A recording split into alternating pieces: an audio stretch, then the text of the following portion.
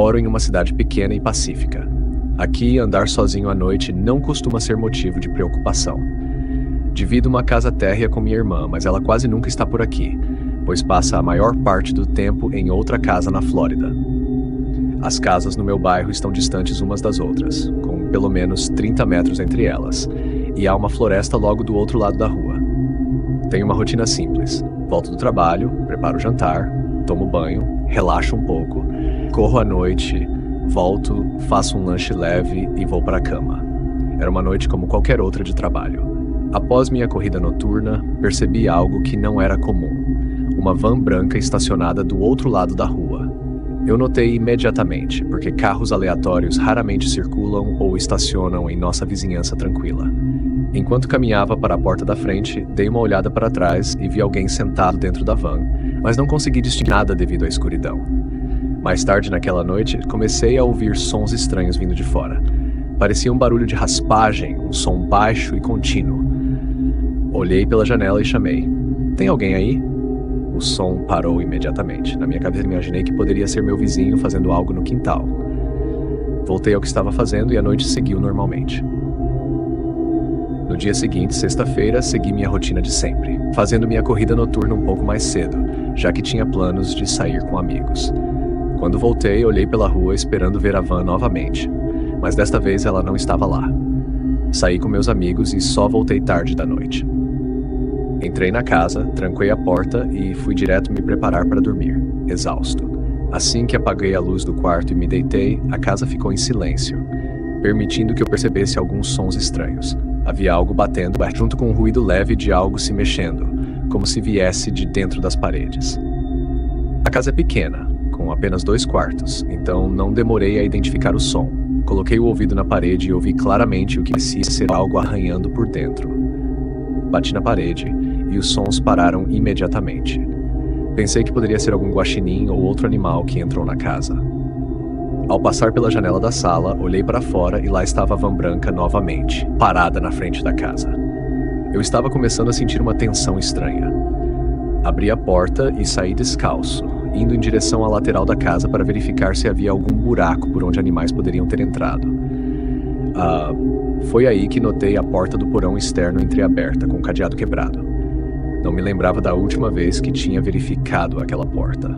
Ao me aproximar, abri um pouco mais e, sem uma lanterna ou celular para iluminar, tentei enxergar na escuridão do espaço apertado. Foi então que ouvi pequenos sons, como pedras raspando no chão de concreto. Na minha ingenuidade, ainda pensei que poderia ser algum animal, mas o som logo se intensificou, tornando-se mais pesado, como passos humanos se aproximando rapidamente. Eu mal consegui distinguir a silhueta de uma pessoa se movendo em minha direção, agachada, no escuro. Meu coração disparou. Fechei a porta com força, mas sem o cadeado, ela não trancava. Corri para dentro de casa e imediatamente liguei para a polícia. Enquanto explicava a situação, minha mente ligou os pontos. O som de raspagem da noite anterior devia estar relacionado ao que eu acabara de vivenciar. Quando olhei pela janela de novo, a van já havia desaparecido. A polícia chegou e eu os levei até o porão. Com lanternas em mãos, entramos no espaço escuro, que não tinha iluminação própria. No canto esquerdo encontramos algo perturbador. Marcas de cortes no teto do porão, como se alguém estivesse tentando serrar o caminho para dentro da casa. A única informação que consegui fornecer foi sobre a van branca estacionada em frente à casa. Não temos câmeras e eu não cheguei a ver o rosto da pessoa. Depois disso, nunca mais voltaram. Imagino que perceberam que eu havia descoberto o que deveria ter sido uma operação silenciosa e discreta. Mas o medo permanece. A ideia de alguém, escondido tão perto, espreitando a casa em silêncio, tentando invadir, é algo que nunca mais me deixará em paz.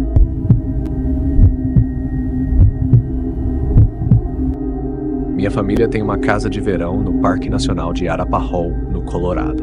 São 7 horas de viagem até lá, e na maioria das vezes vou sozinho para caçar e desintoxicar a mente. Já devo ter ido lá cerca de 40 vezes, mas a última vez foi em 2017, e desde então não gosto mais de ir sozinho. A razão? Algo que me assombra até hoje.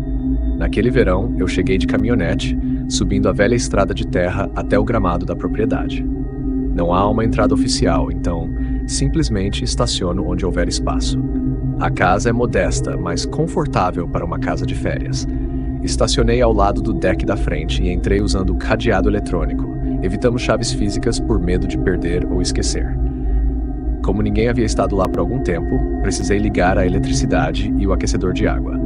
Enquanto isso, desfiz as malas, almocei e limpei as armadilhas de rato e insetos que, inevitavelmente, sempre pegam algo. Depois comecei a organizar meu equipamento de caça, que eu e meu pai guardamos num armário grande. Enquanto o sol começava a se pôr, algo chamou minha atenção. Uma risada. Parecia vir de fora, então fui até a sala, onde uma grande janela dá vista para a floresta. Não vi ninguém. Abri a janela, deixando a brisa fria entrar e escutei de novo. Era o som de várias crianças rindo, ecoando entre as árvores. Aquilo não fazia sentido. Estávamos em nossa propriedade e não havia nenhuma casa por perto. Quem seriam aquelas crianças e o que estariam fazendo ali? Resolvi sair e ver o que estava acontecendo. Segui o som das risadas, adentrando a floresta, mas quanto mais eu caminhava, mais as risadas pareciam se distanciar. Era como se estivessem fugindo de mim. Depois de algum tempo, desisti e voltei para casa. No dia seguinte, fui para a torre de caça que meu pai construiu no meio da floresta. Fiquei lá por algumas horas, até que ouvi de novo as mesmas risadas. Peguei meu celular e liguei para o meu pai. Ele me disse para espantar as crianças, atirando para o alto se fosse necessário. Assim, disparei um tiro para o céu e o som das risadas cessou instantaneamente. Sabia que naquele momento, qualquer caça já estava perdida. Decidi encerrar o dia e voltar para casa. Eu não estava me sentindo muito bem naquela noite. Talvez fosse o ar abafado ou talvez o incômodo com a situação do dia anterior. Dormi com todas as janelas abertas, na esperança de que o ar fresco me ajudasse com a dor de cabeça. Mas, no meio da noite, as risadas voltaram. Eram altas, agudas e pareciam vir de todos os lados. Olhei para o relógio. Já passava das 11 horas. Levantei da cama, já farto daquela brincadeira. Peguei meu rifle Winchester e uma lanterna, decidido a dar um fim àquela perturbação. Saí pela porta dos fundos e segui em direção à floresta. As risadas eram mais altas do que nunca, como se as crianças estivessem a poucos metros de mim.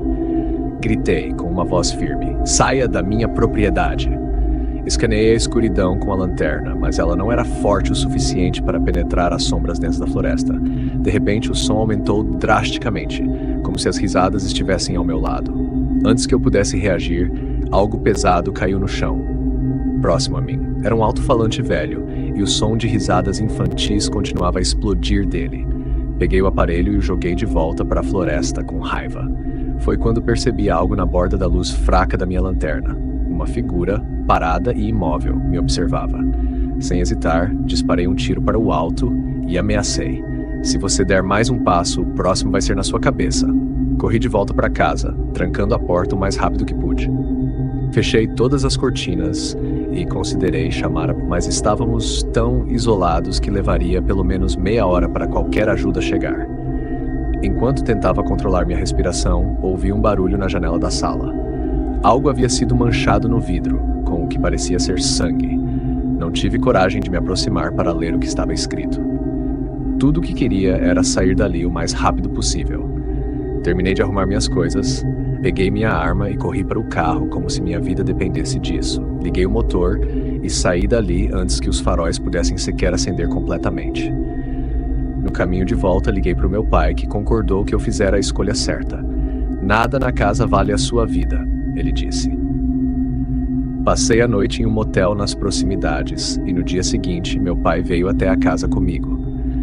Quando chegamos lá, não havia sinais de arrombamento e o que quer que tenha sido escrito no vidro tinha desaparecido completamente.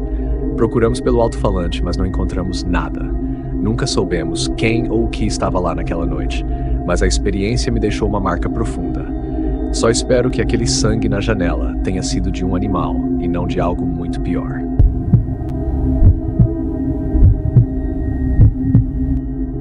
Eu estava sozinho em casa naquele final de semana.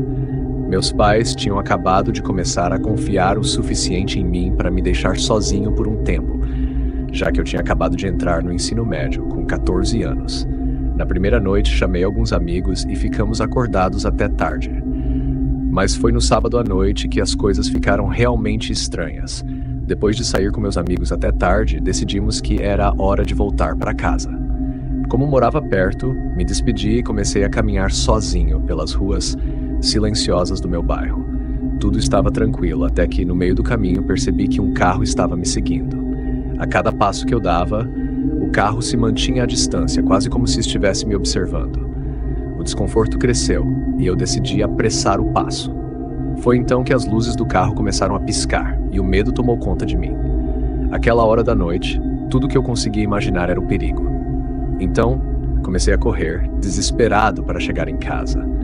Assim que entrei pela porta ofegante, olhei pela janela e vi o carro parando bem em frente. Meu coração disparou quando alguém saiu do veículo e correu em direção à minha porta, batendo de maneira agressiva. O som da campainha ecoou pela casa e o pânico me dominou. Com as mãos trêmulas, tentei ligar para meus pais, mas eles não atendiam. Provavelmente já estavam dormindo. Eu estava sozinho, com 14 anos, enfrentando o que parecia ser uma ameaça real. O bater da porta logo cessou, mas então ouvi algo ainda pior. Batidas na janela do meu quarto, que ficava no térreo, virada para o quintal. Gritei para que fossem embora, e uma voz abafada respondeu, mas não consegui entender o que diziam. Sem pensar duas vezes, corri para o quarto dos meus pais, me trancando lá dentro. Liguei para a polícia, descrevendo a situação, e a atendente me instruiu a ficar escondido e em silêncio. Mas, assim que desliguei, o som das batidas se transferiu para a janela do quarto dos meus pais, como se a pessoa soubesse exatamente onde eu estava. A voz do lado de fora ficou mais clara agora, dizendo que havia alguém dentro da minha casa e que eu estava em perigo. Confuso e apavorado, perguntei o que ele queria dizer, e ele insistiu que alguém havia me seguido até em casa. Mesmo assim, a atendente da polícia me avisou para não confiar na pessoa do lado de fora. Ela me mandou ficar quieto e trancado até que a polícia chegasse. E então, como se meus medos fossem confirmados, ouvi passos pesados na sala, seguidos pelo som de portas sendo abertas uma por uma, até que o invasor chegou à porta do quarto dos meus pais. A maçaneta girou, mas a porta estava trancada. Em seguida, os golpes começaram, com o intruso tentando arrombar a porta. Eu estava escondido no armário, tremendo de medo, enquanto ouvia os impactos violentos. A pessoa eventualmente parou, mas eu não sabia se havia ido embora ou se ainda estava ali, esperando. Quando finalmente a polícia chegou, eu sugeri que eles entrassem pela porta dos fundos, já que o invasor provavelmente havia usado essa entrada para entrar na casa. O vidro da porta dos fundos estava quebrado, permitindo que o intruso alcançasse o trinco e o destrancasse. A polícia entrou pela porta da frente, e quando eu finalmente saí do armário, encontrei o homem que havia estado batendo nas janelas também lá com os policiais. Ele explicou tudo. Enquanto eu estava voltando para casa, ele tinha notado um homem mais velho me seguindo, se escondendo atrás de arbustos e postes de luz. Ele tinha percebido que algo estava errado e começou a me seguir com seu carro, piscando as luzes para me alertar. O homem que me seguiu não estava atrás de dinheiro, ele estava atrás de mim. Minha mãe atendeu o telefone na terceira tentativa e falei com ela em viva voz enquanto os policiais explicavam o que havia acontecido. Eles me levaram para dormir na casa de um amigo naquela noite, enquanto meus pais voltavam para casa o mais rápido que podiam. Na manhã seguinte, um policial permaneceu do lado de fora de nossa casa por algumas horas. Nada foi roubado, mas a ideia de que o invasor não estava ali para roubar me deixou apavorado. Ele estava atrás de mim,